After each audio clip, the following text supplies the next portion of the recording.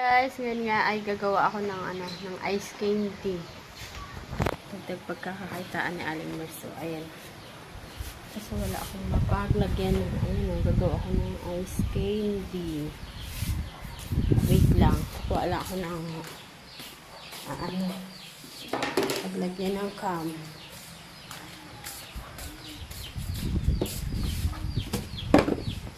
Gawa ako ng ice candy. Extra income ba?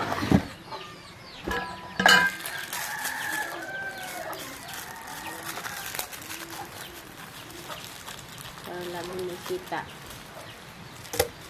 Para laging may laman ang aking rep.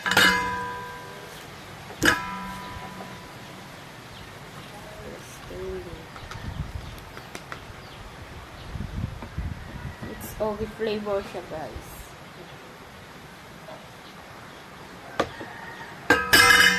Flavor.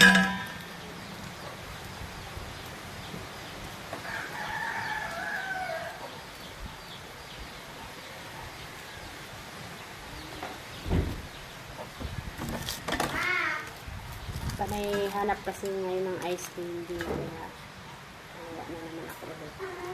Ubos na yung ibang ginawa ko. Kaya ayan. Hindi, gisipit ko ma. Nasisira.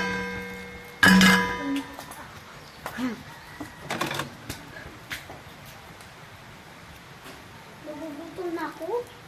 Panay ulan. Mara? Oh. Ma. Ayan na. Ayan guys. Tabakala daw ito.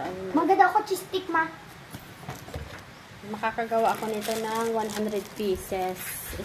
Isang puno nito is nagagawan ko ng 100 pieces. Times mo sa 5. Oh, malaki-laking ano na rin yan. Malaki-laking tulong na rin yun. 100 pieces times mo sa 5. 500 ka. Oh, nagpagkita na rin yun. Kaysa tabunga ka. Oh, mayroon laman ng rep mo. Tindahan ka na, mayroon ka pang ice candy. Oh. Dahil sa panahon ngayon, kailangan talaga natin ng maraming racket, pagkukunan ng araw-araw. Kasi hindi lang puro out. Dapat meron din tayong mga extra nagkakakitaan talaga. Sa sobrang mahal ng mga bilihin. At dami pang mga ilangan ng mga bata. Araw-araw. Diyos ko, yung 500 mo halos hindi sapat. Kaya, more racket na lang si Aling Mers.